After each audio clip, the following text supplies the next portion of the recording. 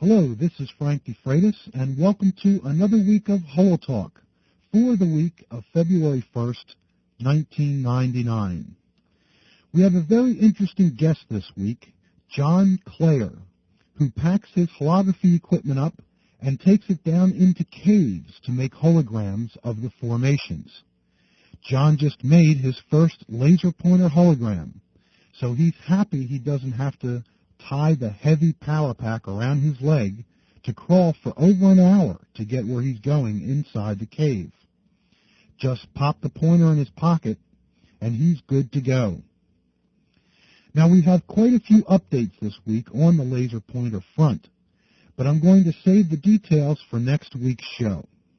Reports are coming in from others now making holograms using a laser pointer, and it's very encouraging.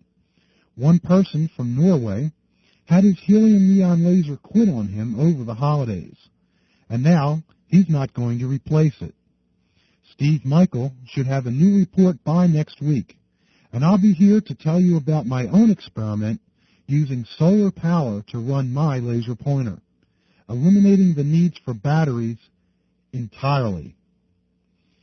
You can read my first report on this on the laser pointer page. Now, I just got my 10 milliwatt 640 nanometer laser pointer module, actually a laser diode module, in the mail this past week. So this upcoming week on HoloTalk, I'll be running some testing to see how things work out, and I'll report on this as well on next week's show. Now, my guest John Klayer contacted me last year, at the end of the year, just as Steve and I began to put up information on making holograms with laser pointers. He was very interested in this because he has to lug his helium neon laser along with a very heavy motorcycle battery down into the caves with him. He ties the motorcycle battery to his leg as he crawls through the tight crevices that leads to the larger cathedral underground rooms. For John, being able to make holograms using a laser pointer is a dream come true. He just needs to pop the pointer in his pocket, and off he goes. Now, he just made his first successful laser pointer hologram this week, and he's looking to head into the caves to try it out down there very soon. I had a lot of fun talking with John, and I think he's doing something that's very unique with holography, and I hope you enjoy the interview. Now, I won't be coming back on after the interview is over, so I'll say thank you for tuning in and hope that you tune in every week for a new HoloTalk show. This is Frank DeFreitas for HoloTalk. We'll be right back after this quick message. Would you like to make your own one-of-a-kind hologram and learn how you can start making holograms on your own at the same time? You can do this and much more by attending one of Frank DeFreitas' holography workshops. From beginner to advanced, Frank's got a workshop that's just right for you. From single afternoon, evening, or weekend introductory workshops to Wednesday evening, 5-week complete courses. And don't forget his newest workshop, Laser Pointer Holography. Located just off the northeast extension of the Pennsylvania Turnpike and Interstate 78, the studio is a quick, non-stop drive from the New York, Philadelphia, and Baltimore, Washington, D.C. areas. For more information, call the studio's toll-free hotline at 1-800-458-3525 and begin your own journey with holography today. That's 1-800-458-3525 for more information on attending a Frank DeFreitas holography workshop today. Oh, Frank. John, how are you? All right, sorry I weren't home earlier. Oh, that's perfectly okay. I was 4 times. It's not cheap to do that. No, it's okay. I wasn't quite sure if we were in the same time zone or not, so I figured maybe you were. Is it okay? 10 o'clock now? It's not too late for you, is it? It's about 10 o'clock. But yeah, it's just a little bit after 10. But if I remember right, with the email that you sent me the other night, you were like painting a hologram bracket at 4 in the morning, weren't you? Yeah, I don't know what day was. Was that Sunday night or Monday night or what? I remember doing that. Oh, I know those times. I'll tell you what, doesn't that paint can, when you shake it with the marble in it, sound like 10 times as loud in the middle of the night? Yeah. Yeah, I'm always thinking I'm going to wake the whole neighborhood up. Because I usually go outside and spray it. And I'm standing outside shaking this paint can, and you can hear it throughout the whole neighborhood at 4 o'clock in the morning. So we're talking with John. Is it Klayer? Uh-huh. Okay, John Klayer. I just wanted to make sure that I got the last name pronounced, Right. because we've been back and forth with email, but we really haven't talked to one another until just now. And John does something that I think is so unique that I've never heard about it before. Now, most of the times when people make holograms, they're in a laboratory or a studio environment, but John actually takes his equipment down into caves, right? Right. Well, you try to set up a holography table and you want to get into a basement or onto some bedrock. Would be better except to get down into the bedrock. Now, tell me something. Do you have any isolation that you take down there, or is that cave so still and so isolated that you just shoot right at whatever's in there?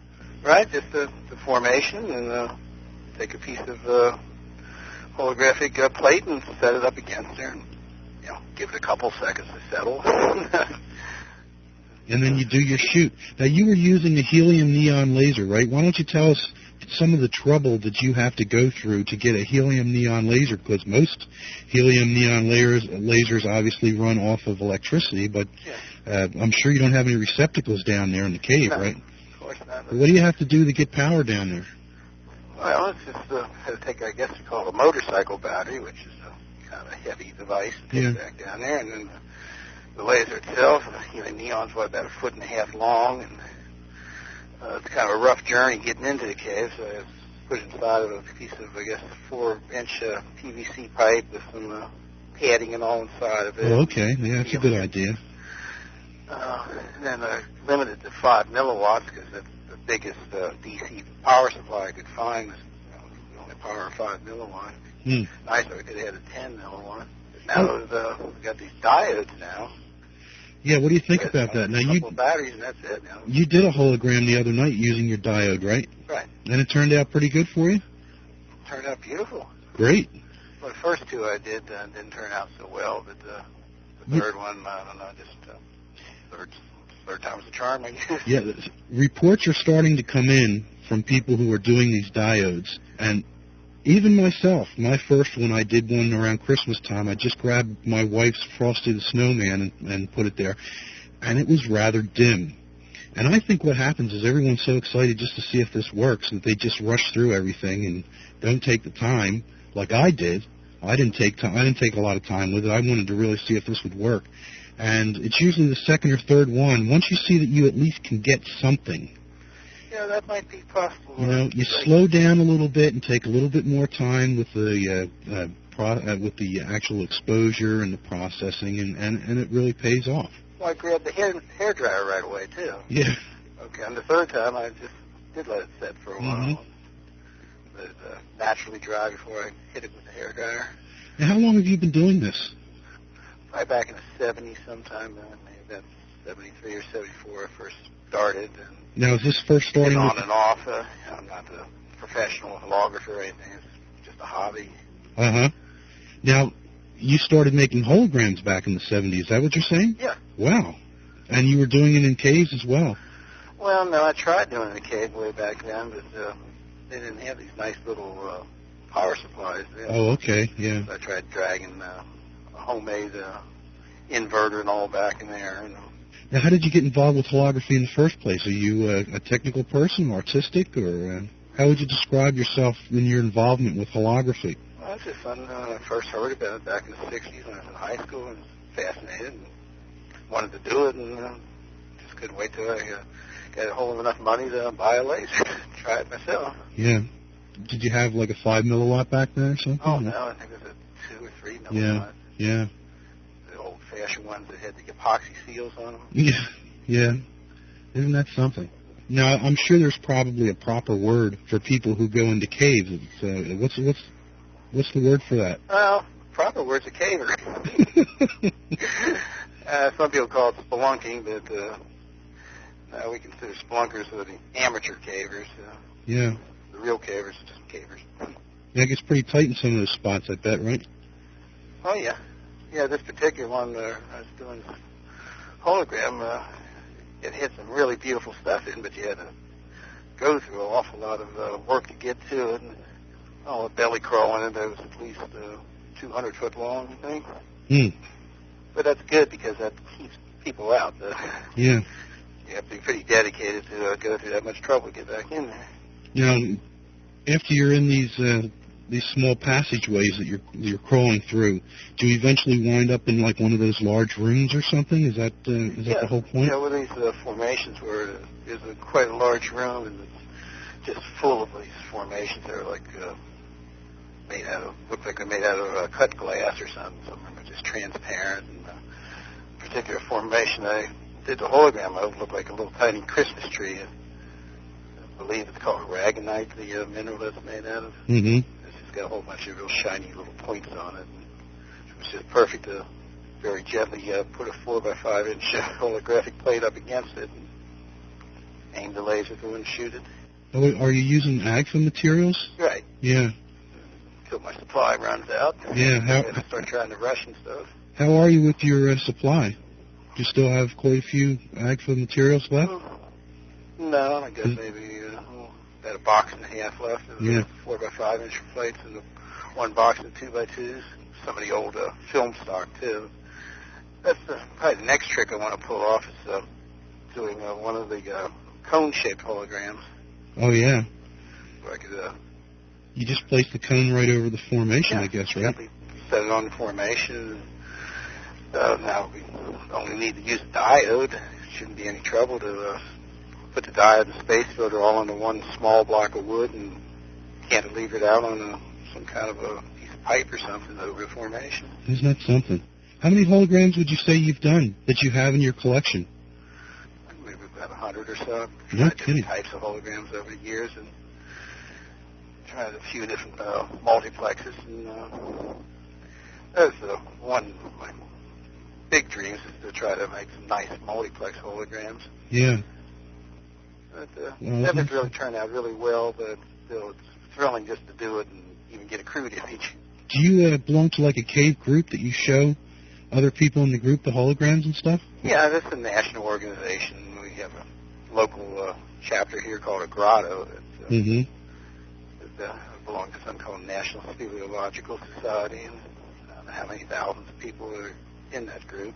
If anybody's interested in caves, they can go to the web and caves.org, which gets you to the National Speleological Society. And okay. tell you just about anything you want to know about caves and how to find your own local grotto.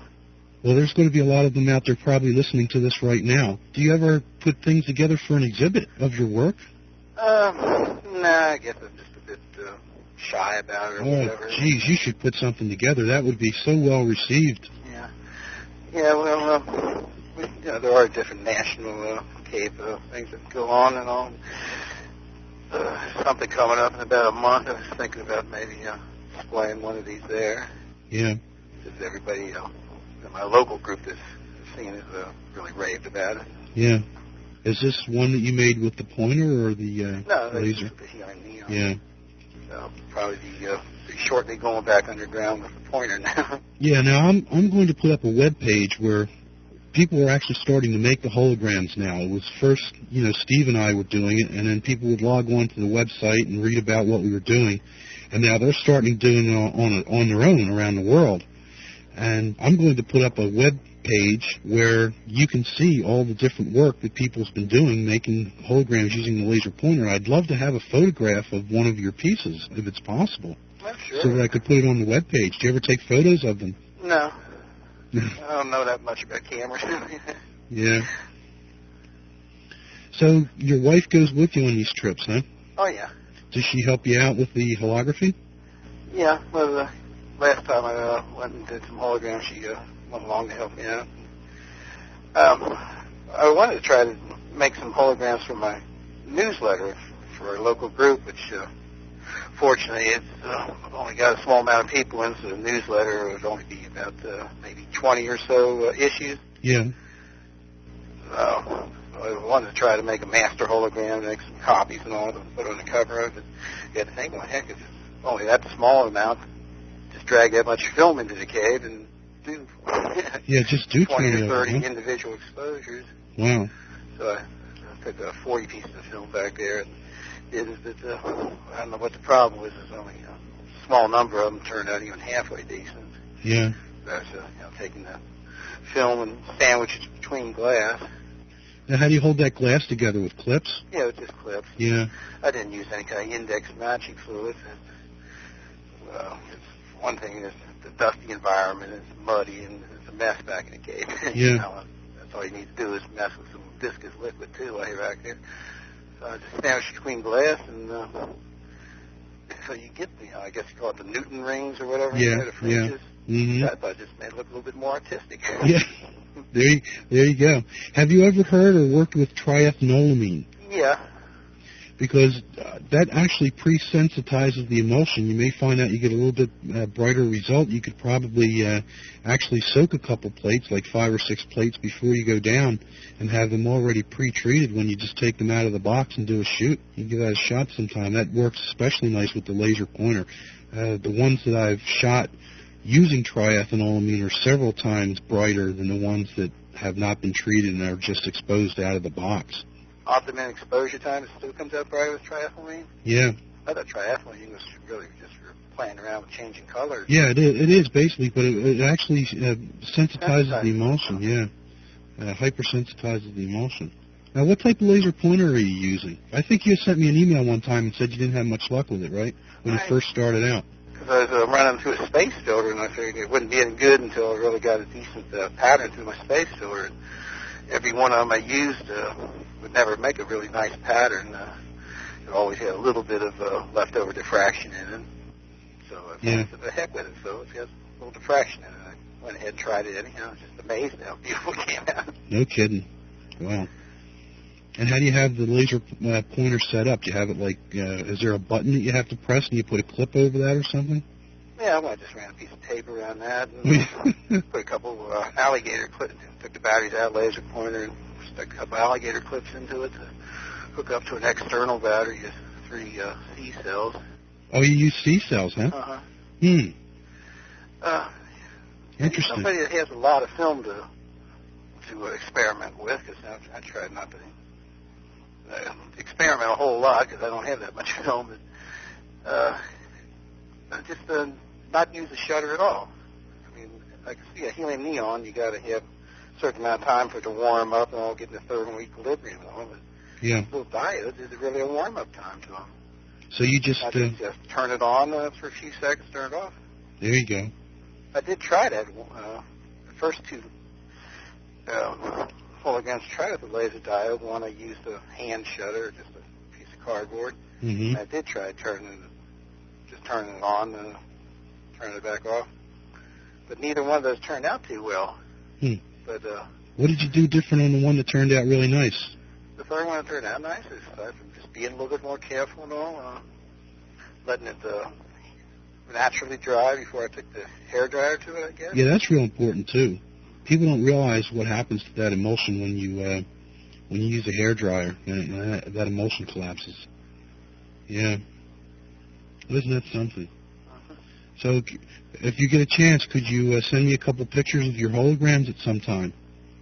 Well, heck, I'm going to send you one of the holograms. All right, that would be great.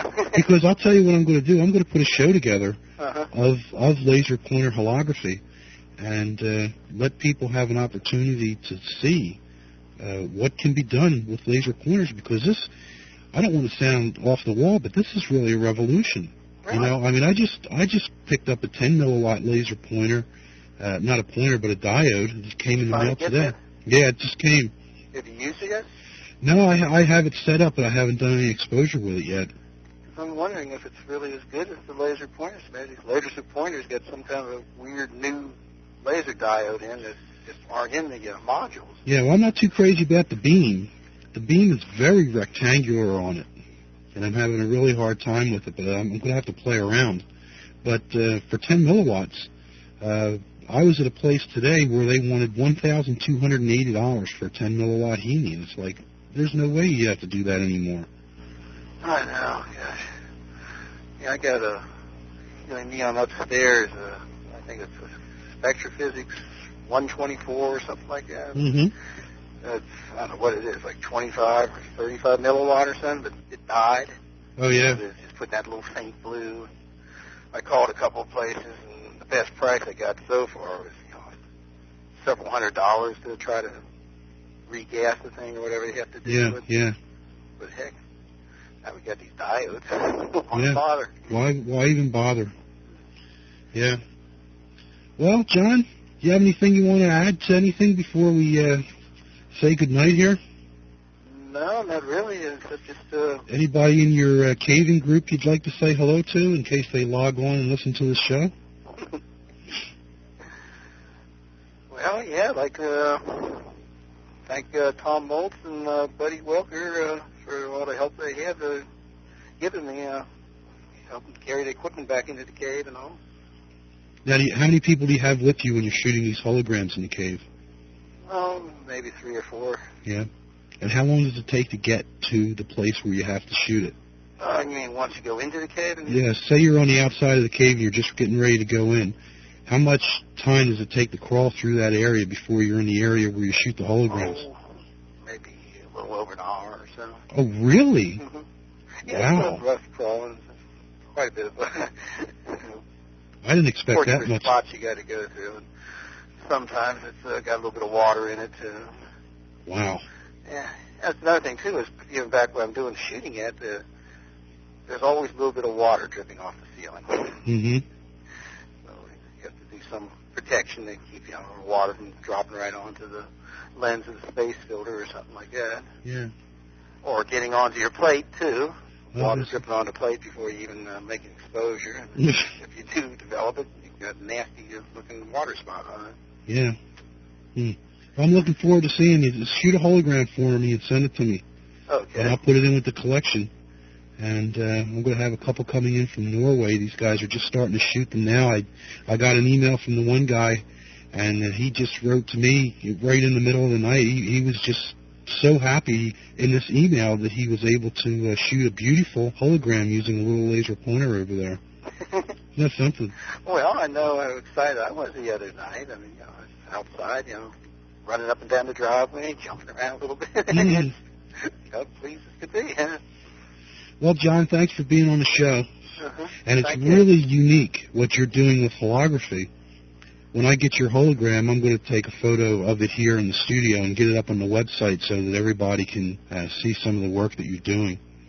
That's very unique. Well, John, thanks for being on the show. Okay, thanks And for having me. if you'll hold on for just a second, I'll get these headphones off and I'll pick the phone up. Okay. Okay, hold on.